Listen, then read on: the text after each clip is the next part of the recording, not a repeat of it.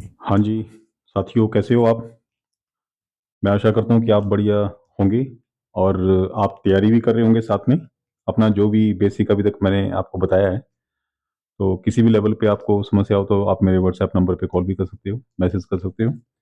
कोशिश करेंगे कि हम साथ-साथ में ईज़ी वे से इसको करते भी जाएँ और आपको कोई ऐसा ना लगे कि कोई बर्डन है। तो अगर बीच में अगर कोई वीडियो नहीं शूट हो पा रहा है एक दिन, तो बीच में गैप भी होगा तो उसमें आप प्रैक्टिस कर सकते हो। आप बार-बार देखो, कोई समझ नहीं आता, कोई पॉइंट मैंने बोला हुआ है, वो इसको बिल्कुल नोट रखना है माइंड में। और पढ़ने का मतलब होता है कि जैसे हम यहाँ पे डिस्कस कर रहे हैं, किताब में पढ़ने से कई बार भूल जाता है, लेकिन कई बार सुना होता है, देखा होता है, तो उसमें क्या होता है कि हमेशा पेपर में कहीं न कहीं वो याद आ जाता है। तो हम यही मान के चलेंगे कि हम जो भी कर रहे हैं, वो डेली हमने पढ़ना है, उसको रूटीन में पढ़ना है, देखना है। दोबारा-दोबारा आप अपना रिमाइंड करके उसको देख सकते हो टॉपिक वाइज़। कोशिश कर रहा हूँ कि जो आपका सिलेबस है, सिलेबस के अकॉर्डिंग ही हम चलेंगे और मेरी अपनी प्लानिंग है। मैं ये सोच रहा था कि जैसे सेक्शन ए तो हम कर रहे हैं, तो सेक्शन ए के साथ-साथ हम एक आधा पार्ट सेक्शन बी का भी साथ-साथ में ले लें, कि हमें ये लगे कि क्योंकि सेक्शन तो दोनों में हमने पास होना है, तो हम एक आधा टॉपिक इसमें सेक्शन बी में भी, बी का भी एक साथ में ले लेंगे और उसमें लिख देंगे सेक्शन बी या सेक्शन 2 लेके उसमें, या डिपार्टमेंटल प्रैक्टिस के नाम से हम उसको अलग से उसका टाइटल बना देंगे, ताकि आपको आइडेंटिफाई करने में, किसी वीडियो को आइडेंटिफाई करने में कोई दिक्कत ना हो। तो कल जैसे पिछले लेक्चर में मैंने आपको बताया था कि कुछ मैथमेटिक्स, थोड़ा वीडियो देखना पड़ता है कि रिकॉर्ड हो रहा है कि नहीं हो रहा है। कि मैथमेटिक्स आपको बेसिकली आना चाहिए, ताकि जो रेजिस्टेंस के जो ओम्स लॉ जो होता है, वो रेजिस्टेंस करंट और वोल्टेज के आपस में रिलेशनशिप बताता है। ओम्स लॉ जो होता है, वो तीनों पैरामीटर के बीच में रिलेशनशिप बताता है कि कौन कब बढ़ता है, कौन कब कम होता है, एक के बढ़ने से क्या होता है, दूसरे के बढ़ने से क्या होता है। और तो बेसिक मैथमेटिक्स इसमें जैसे सीरीज में आता है, तो हमें सिंपली उसको ऐड ही करना होता है, ऐड करना होता है, डिवाइड करना होता है। और जो अपना पैरेलल सर्किट है, उसमें थोड़ा हमें लघुत्तम समावर्तक लेना पड़ता है, एलसीएम लेना पड़ता है। तो बेसिकली तो आपको जो टेबल है, टेबल आनी चाहिए, एडिशन आनी चाहिए, और जो लघुत्तम समावर्तक है, वो साथ साथ में कर लेंगे हम, क्योंकि उसके लिए स्पेशल टाइम लगाने की कोई जरूरत नहीं है। क्योंकि जितने भी आपके न्यूमेरिकल जो पिछले आए हुए हैं, हमने जो सिलेबस, जो आपके पिछले जो पेपर आए हुए हैं, उसमें न्यूमेरिक वैल्यू जो कम ही है, जैसे चार चार ओम का रेजिस्टेंस है, 6 का है, 2 का है, 4 का है, और 3 से ज़्यादा कोई उसमें रेजिस्टेंस लगा ही नहीं हुआ है। तो हमें ज़्यादा उसके मैथमेटिक्स के लिए कोई टाइम हमने वेस्ट नहीं करना है। तो सबसे पहले तो आपने जो ओम्स लॉ क्या कहता है, ओम्स लॉ क्या डिफाइन करता है, वो बाद में देखेंगे। पहले आपने सिंपली याद रखना है कि एक आपने बी ऊपर लिख दिया, नीचे लिख दिया आई इंटू आर। सिंपली वी ऊपर रखा, और ये समझो कि हमने एक लाइन लगा दी या बटा कर लिया आई इंटू आर। इसमें क्या होगा कि इन सर्किट में जब मैं वोल्टेज निकालनी है, मान ली इसको आइडेंटिफाई करना है, वोल्टेज को निकालना है, तो हमारा जो फार्मूला बन जाएगा आई इंटू आर हो जाएगा। बी निकालना है, बी के ऊपर हाथ रख दो, फार्मूला क्या बन गया, आई इंटू आर। ठीक है, तो बी क्या हमारी वोल्टेज, बी हमारी है वोल्टेज। आई पिछले लेक्चर में बताया था कि करंट को सी से नहीं बताते हैं, करंट को आई से शो करते हैं, कैपिटल आई से। तो आई जो है वो करंट है, और जो आर है वो है रेजिस्टेंस। ठीक है जी। अब इसको गोलाई मान लेते हैं थोड़ा सा आइडेंटिफाई करने के लिए। आपने सिंपल याद रखना है बी अपॉन या बटा आई इंटू आर। तो बी निकाला, इसको ढका, आई इंटू आर आपका फॉर्मूला बन गया। अगर आपने आर निकालना है, आर को ढक दो, तो आर को जब ढकेंगे तो क्या बनेगा, B upon I, in voltage upon current. जब आई निकालना है तो बी अपॉन आर। याद रहेगा, याद रहेगा। थोड़ा सा ये पिक्चर अपने डायग्राम पिक्चर बना लो कि अगर आपको सर्किट में वोल्टेज, करंट या रेजिस्टेंस में कुछ भी है, क्योंकि एक चीज निकालने के लिए आपको दो चीजें जोड़ दी होंगी, दो चीजें जोड़ दी होंगी, तभी आपकी थर्ड चीज निकलेगी। तो तीन चीजें आप याद कर लो जिसमें कि न्यूमेरिकल आते हैं कि वोल्टेज निकालनी हो तो आई इंटू आर आ गया, और अगर हमने आई निकालना हो तो बी अपॉन आर आ गया, और हमने आर निकालना हो तो बी अपॉन आई आ गया। ठीक है, इतना सा आप सिंपल याद कर लीजिए। अभी बेसिक फार्मूला आपका ये है। तो अभी क्या है कि अभी हम सबसे पहले लेते हैं कि इसकी जो यूनिट है वो तो हमने बोल दी कि वोल्ट है, इसकी आ गई एम्पियर, मतलब आई की करंट की जो एसआई यूनिट, हम एसआई यूनिट की ही बात करेंगे, एसआई यूनिट की ही बात करेंगे। और एसआई यूनिट क्या होगा, करंट की एम्पियर आ गई, रेजिस्टेंस की आ गई ओम, इसको ऐसे शो करते हैं, और ओ एच एम ओम साइंटिस्ट का नाम है, उससे पढ़ा ही हुआ इसका यूनिट का नाम ओम। ठीक है जी। तो अब हम स्टार्टिंग में वोल्टेज को आपको बता दिया था कि वोल्टेज में क्या होता है कि मान लिया कि यहाँ पे कोई चार्ज है, मान ली 10 क्वांटिटी का है, और इसके बीच में अगर कोई ग्राउंड लें जीरो, तो 10 और जीरो के बीच में क्या हुई, एक हायर पोटेंशियल है, एक हायर यहाँ पे चार्ज जितना ज्यादा है, और ये जीरो है, तो इसी को हम 10 वोल्ट बोलते हैं, 10 वोल्ट बोलते हैं, सिंपली हम याद कर लेना है। और आई जो है करंट फ्लो ऑफ इलेक्ट्रॉन्स है किसी सर्किट में। सर्किट किसको माना जाएगा, सबसे पहले तो हमें ये पता होना चाहिए कि सर्किट क्या है, सर्किट क्या है। तो सर्किट, किसी भी चीज का सर्किट जो होता है उसमें क्या होता है, सबसे पहले हमारे पास एक सर्किट में एक होता है बैटरी सोर्स, जिसको कि हम वोल्टेज सोर्स बोलते हैं, बी हो गया।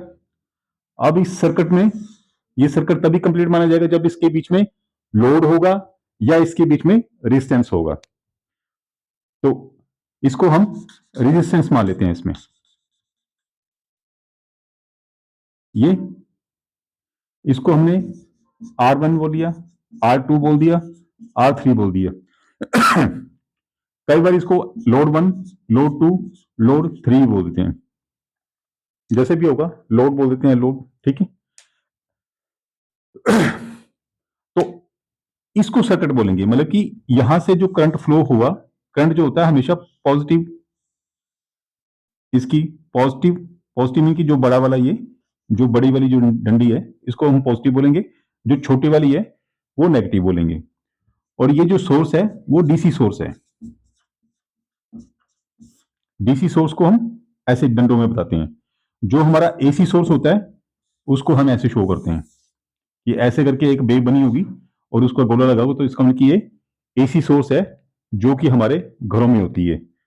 अब मेरे को लगेगा नहीं पता कि ये कैमरे में आ रहा है कि नहीं आ रहा है। हाँ आ रहा है। ठीक है। तो अभी हम जो न्यूमेरिकल करेंगे, जो भी काम करेंगे वो वोल्टेज, डीसी वोल्टेज पे ही करेंगे इसमें। तो एसी जो है, एसी का सिंबल इस तरह से होता है जो कि आपके न्यूमेरिकल में नहीं आएगा, ये नहीं होता है ज्यादातर, उसमें आता है। लेकिन फिर भी आपने याद रखना है कि अगर इस तरह की वेव बनी है और उसको गोले से किया तो वो एसी सोर्स है। एसी सोर्स के अलग फार्मूले होते हैं, उसमें साइन वेव होती है, तो उसका अलग होता है। लेकिन हमने जो अभी डिस्कस करना है तो हमने इसी पे करना है कि ये हमारा डीसी सोर्स है।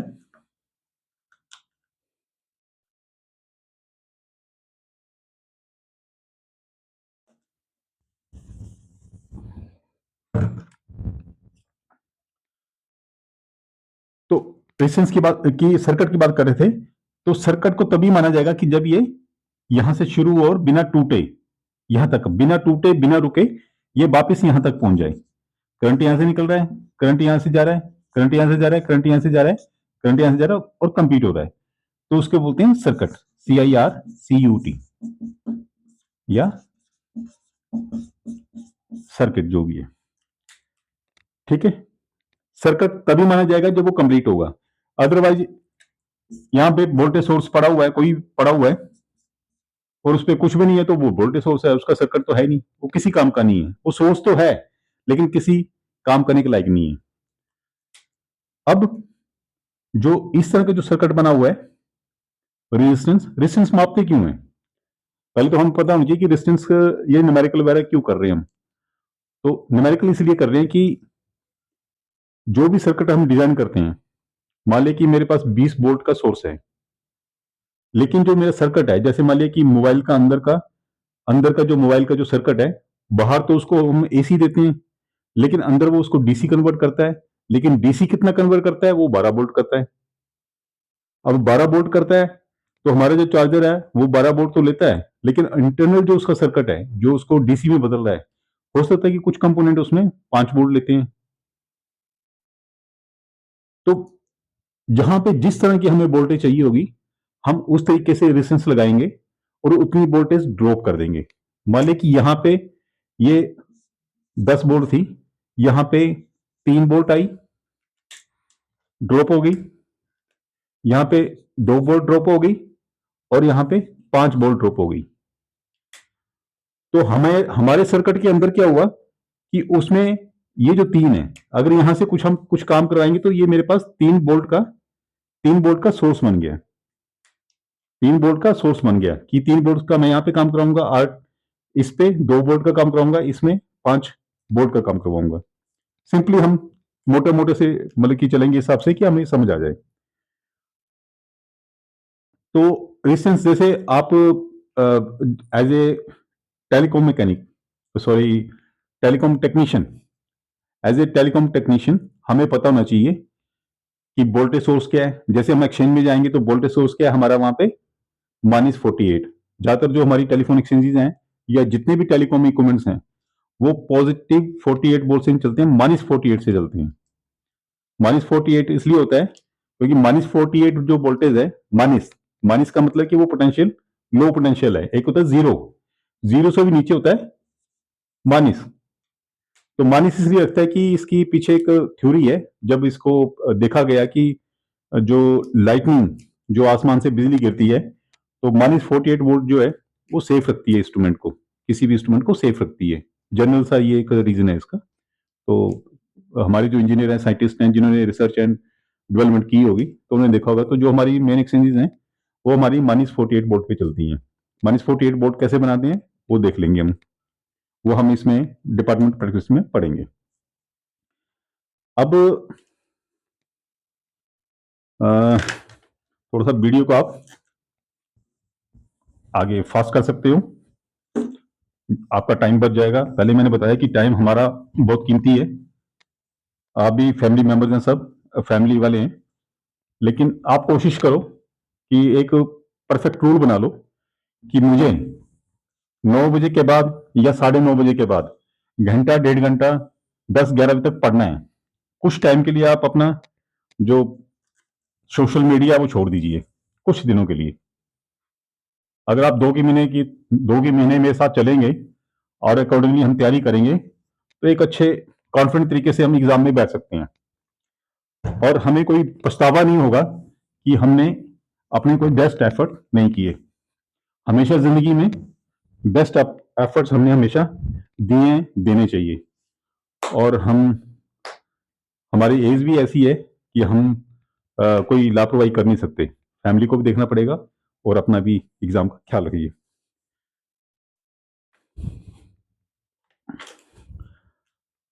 अब हम लेके चलते हैं इसमें कि जो रेजिस्टेंस है, जो रेजिस्टेंस सर्किट है, सर्किट आपको बता दी, सर्किट वोल्टेज करंट और रेजिस्टेंस या लोड उस पर होगा ही होगा, वही सर्किट होगा। अब सर्किट के लिए क्या है कि जो जहां पे रेजिस्टेंस होता है, तो हम एक बोलते हैं कि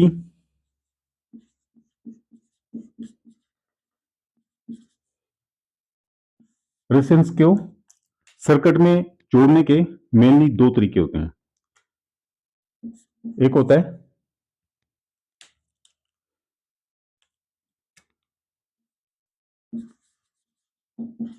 सीरीज,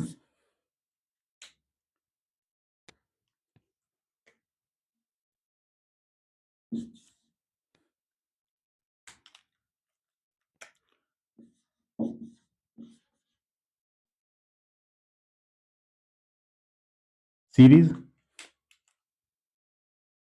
और एक होता है पैरेलल।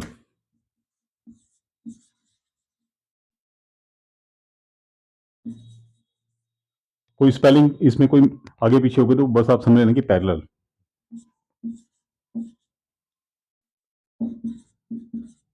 पैरेलल, इसको समांतर भी बोलते हैं, सीरीज को श्रेणी, श्रेणीबद्ध, श्रेणीबद्ध। जैसे आपको सीरीज से पता चल ही रहा है कि सीरीज मतलब कि एक ने दूसरे का हाथ ऐसे पकड़ा है और वो ऐसे ऐसे करके गोला बनाया हुआ है, ऐसे करके, एक, फिर दूसरा, फिर तीसरा, ऐसे करके। तो अब जैसे एक रेजिस्टेंस है ये वाला, अब उसने हाथ पकड़ा हुआ आगे का, आगे किसी और का,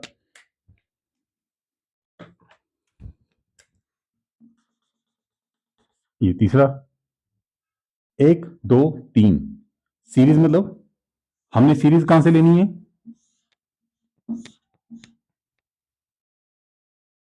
हम यहां से चलेंगे तो ये सीरीज R1, इसने ये कनेक्टेड है इसके साथ, या समझो हाथ पकड़ा हुआ है इसका R2 का और उसने आगे R3 का हाथ पकड़ा हुआ है, एक के बाद सीरीज हो गई।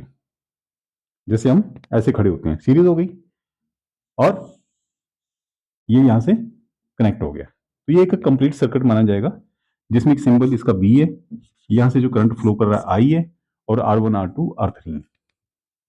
ठीक है जी। अब ये हो गया सीरीज अरेंजमेंट। तो सीरीज में क्या होता है कि सीरीज में जो रेजिस्टेंस निकालनी है हमने कि कॉमन उसकी रेजिस्टेंस कितनी है, सीरीज में रेजिस्टेंस कितनी कॉमन है उसकी, उस सर्किट में कितनी रेजिस्टेंस है टोटल। तो सिंपली हमने जो, अगर ये R1 R2 R3 है तो जो टोटल है उसको हमने मान लिया आर टी बोल दो, सर्किट की जो रेजिस्टेंस टोटल रेजिस्टेंस है उसको आर टी बोल दो, और ये आ गया R1 plus R2 plus R3, R1 plus R2 plus R3 आपने पहले ही पढ़ा होगा। इसको नाप, इसकी एसआई यूनिट कितनी है, ओम। कई बार ऐसे क्वेश्चन में आ सकता है कि what is the unit of ohm, what is the unit of resistance, ऐसा unit of the resistance ohm. ठीक है। तो मान लिया आपका एक यहां पे क्वेश्चन आया हुआ है, अब इसको मान लेते हैं कि हमारे पास ये 2 ओम है, ये 3 ओम है, ये 4 ओम है, तो टोटल आर टी कितनी आ जाएगी इसमें, R T is equal to 2 + 3 + 4 is equal to 4 और 3 7 2 9 ओम। ठीक है जी, ये तो आ गया सीरीज का। अब इसी में ही अगर हम पैरेलल लें, क्योंकि दोनों सर्किट को लेना चाह रहा हूं मैं, इससे कैसे आए कि ये आ गया वोल्टेज सोर्स, ये आ गया वोल्टेज सोर्स, और हमने क्या किया, R1 को ऐसे लगा दिया, R1 को इस तरीके से लगा दिया, सर्किट यहां से R1 का कंप्लीट हो गया। अब इसी के पैरेलल R2 लगा दिया, और इसी के पैरेलल हमने R3 लगा दिया, ये भी बी है। अब करंट जो है इस केस में क्या था, करंट के लिए सिर्फ एक ही जगह थी, करंट के लिए सिर्फ एक ही रास्ता था। इसमें क्या हुआ, यहां पे भी आई करंट ही होगा, यहां पे भी आई करंट होगा, और यहां पे वापस आई ही करंट होगा, मतलब आई 4 एम्पियर तो 4 एम्पियर ही होगा, क्योंकि रास्ता ही यहां पे एक है। तो सीरीज का मतलब क्या हुआ कि सीरीज में जो करंट होता है वो पूरे सर्किट में सेम रहता है, क्योंकि रास्ता कोई नहीं है, जो आई यहां पे है वही आई भी यहां पे होगा। लेकिन पैरेलल के केस में देखें तो अगर यहां पे आई है तो करंट यहां पे भी जाएगा, करंट यहां पे भी जाएगा, इस सर्किट में भी जाएगा, यहां से कंप्लीट करके यहां जाएगा, ये जो करंट यहां पे जा रहा है ये यहां भी जाएगा और इसमें भी जाएगा, क्योंकि करंट क्या बोला था, फ्लो ऑफ इलेक्ट्रॉन्स, और फ्लो ऑफ इलेक्ट्रॉन्स कहां पे होता है, जहां पे कंडक्टिंग सरफेस होता है जहां पे कंडक्टर होता है। तो ये समझो तारे लगी हैं, कॉपर की तारे लगी हैं, फिर ये आ गया, अब यहां से आके ये इकट्ठा हुआ और यहां पे आके फिर ये कॉमन इतना ही आ जाएगा आई। तो पैरेलल में क्या हुआ, पैरेलल रेजिस्टेंस जो होते हैं, हर रेजिस्टेंस के पास अलग करंट होगा, इसके पास अलग करंट होगा, इसके पास अलग करंट होगा। मतलब जो हमारा जो पैरेलल सर्किट है,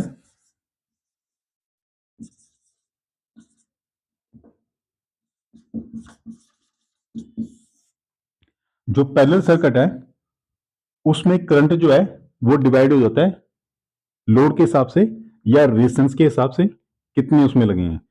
लेकिन जो सीरीज सर्किट होता है उसमें सेम ही करंट रहता है, करंट जो होता है वो डिवाइड नहीं होता है। ठीक है, लेकिन अब ये पैरेलल इसीलिए गा रहा है कि आपको थोड़ा सा बिल्कुल क्लियरिटी आ जाए इसमें। ये सीरीज सर्किट है, ये पैरेलल सर्किट है।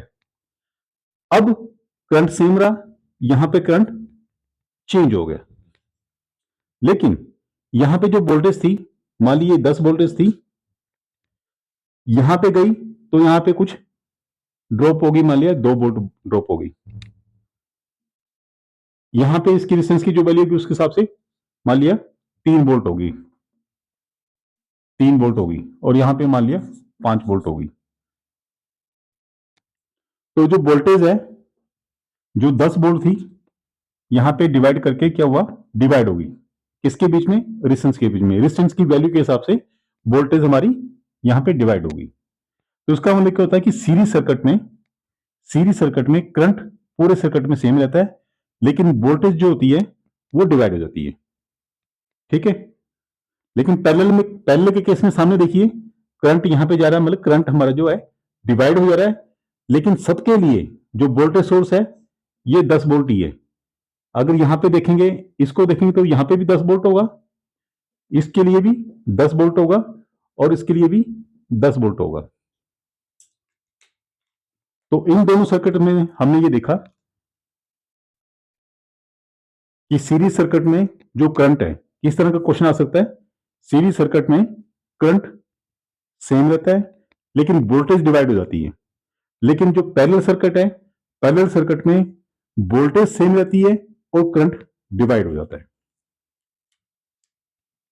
ठीक है, और इन दोनों सर्किट की खास बात यह है कि जो हमारा सीरीज सर्किट होता है जिसमें सीरीज में रेजिस्टेंस लगे हैं R1 R2 R3 इस तरह से लगे हुए हैं, उसमें जो रेजिस्टेंस होगा वो टोटल मिला के, सारा टोटल मिला के होगा। तो इसका मतलब कि जैसे 2 3 4 है, मिला के जो जितना भी है उस ज्यादा ही होगा हमेशा।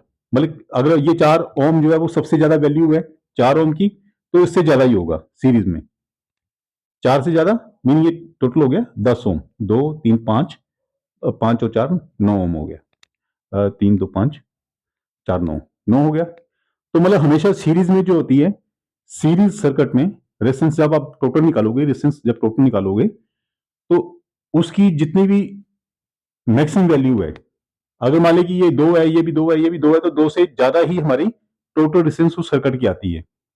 लेकिन पैरेलल के केस में, पैरेलल के केस में जब सर्किट की टोटल रेजिस्टेंस निकालते हैं तो उसमें क्या होता है कि मान लिया ये 2 ओम है, ये 3 ओम है और ये 4 ओम है, सेम वैल्यू ले रहा हूं ताकि आपको समझने में कोई दिक्कत ना हो।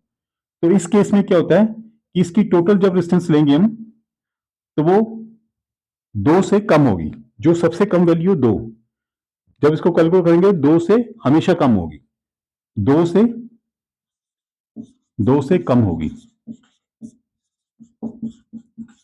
2 मतलब कि जो भी रेजिस्टेंस जो है सबसे कम होगा, जो रेजिस्टेंस सबसे कम होगा उससे भी कम होगी पैरेलल में। ठीक है, तो पेपर में कभी मान लीजिए 4 ऑप्शन आपको आ जाते हैं, तो अगर इस केस में अगर बोला है कि जी पैरेलल में ये 4 लगा है, ये 3 लगा है, ये 2 लगा है, और वहां पे ऑप्शन अगर आपको ऐसा आ रहा है कि उसमें एक ऑप्शन है 4 ओम, एक में आ रहा है 3 ओम, एक में आ रहा है 5 ओम, और एक में आ रहा है 1.5 ओम, तो आपको कोई ज्यादा कुछ सोचना नहीं है, 2 से कम जो वैल्यू होगी वही हो जाएगी। लेकिन आपको तब कैलकुलेट करना पड़ेगा जबकि 2 से नीचे 2 या 3 वैल्यू उसमें ऑप्शन में आ जाती हैं, तो आपको कैलकुलेट करना पड़ेगा, फिर आपको फार्मूला लगाना पड़ेगा। और अगर ऐसा है कि आपको एक ये दी है, एक वैल्यू 4 दी है, एक 4 दी है, 3 दी है और एक 2 से कम दी है, तो 2 से कम जो वैल्यू होगी वो पैरेलल या समांतर में हमेशा सबसे कम जो वैल्यू होती है रेजिस्टेंस की, वो टोटल सर्किट की उससे भी कम होती है। तो 2 से या सबसे कम वाले रेजिस्टेंस से टोटल रेजिस्टेंस सर्किट का कम होता है। ठीक है। लेकिन सीरीज के केस में क्या होता है, सीरीज में आप उल्टा ले लीजिए। सीरीज के केस में जब टोटल हम रेजिस्टेंस निकालेंगे, तो जो सबसे ज्यादा वैल्यू होती है, 4 यहां पे ज्यादा वैल्यू है, तो ऐड करते हैं, तो जो सबसे ज्यादा वैल्यू ज्यादा होती है हमेशा उससे ज्यादा वैल्यू सीरीज में होती है। तो अगर ऐसा डायरेक्टली कोई ऑप्शन आ जाता है कि जी ये पूरा सर्किट दिया हुआ है, लेकिन एक की वैल्यू उन्होंने 2 दे दी, एक में 3 दे दी, एक में 4 दे दी और एक में मान लिया कि 9 दे दी, ये 6 दे दी, तो जो ज्यादा वाली वैल्यू होगी वो सीरीज में हमेशा ज्यादा वाला जो आंसर होगा वही टिक करना है आपने। क्योंकि पेपर में क्या होता है कि पेपर में टाइम का भी मैनेज करना होता है। जो टू द पॉइंट आपका क्वेश्चन का आंसर आ जाता है, आपने टू द पॉइंट करना, उसमें कैलकुलेशन करने की जरूरत ही नहीं है। तो हमारे बेसिक फंडे आपने याद रखने हैं ये। एक तो फार्मूला जो कि हमने बोला B upon I into R, तीनों में से जो भी निकालना है उस पर हाथ रख दो, उसका फार्मूला आगे वाला होगा। ठीक है। एक तो आपने ये फार्मूला याद रखना है, ये वाला बिल्कुल याद रख लेना है। दूसरा क्या कि ये है सीरीज सर्किट, रेजिस्टेंस का सीरीज सर्किट, जिसमें कि करंट जो होता है वो सेम होता है, लेकिन वोल्टेज डिवाइड हो जाती है। पैरेलल में क्या होता है, जो करंट है वो सर्किट के अनुसार डिवाइड हो जाता है, कभी इधर कभी इधर कभी इधर, लेकिन वोल्टेज सोर्स जो होता है, वोल्टेज सब कंपोनेंट को सेम मिलती है। ठीक है। तो अभी का वीडियो इतना ही करते हैं और इस पे आप प्रैक्टिस करिए, फिर आगे मैं कोशिश करता हूँ कि जल्द से जल्द और वीडियो बना देता हूँ, और आपने बस लगातार इसको पढ़ते रहना है, करते रहिए आप। और जो भी आपके साथी हैं उनको भी आप बता दीजिए कि इस तरह की एक वीडियो सीरीज आ रही है, आप सब्सक्राइब करेंगे, फैलेगी, आगे जाएगी, तो मेरे को बड़ी खुशी होगी कि अगर इस कोशिश से, मेरी इस कोशिश से अगर कोई हमारा भाई, अपना साथी, अपनी बहन जी, अपनी सिस्टर कोई अगर प्रमोट कर जाती हैं, टेलीकॉम टेक्नीशियन बन जाती हैं और टेक्निकल कैडर में आ जाती हैं, तो मेरे को बड़ी खुशी होगी। तो जो भी आपका पॉसिबल है, कंपटीशन हो या ना हो, लेकिन जो इसमें अवेयर होने वाला है या पहले हो चुका है और जिसको लग रहा है कि नहीं जी मुझे कोई फायदा नहीं है इसका, लेकिन फायदा होता है जब जेब में पैसा आएंगे, पैसे बढ़ेंगे, एक प्रमोशन का मौका मिलेगा, मिल रहा है, तो उसको ग्रैब करना चाहिए। कोशिश करिए थोड़ी सी, मैं आपके साथ हूँ। तो अगला वीडियो देखते हैं, तब तक गुड लक।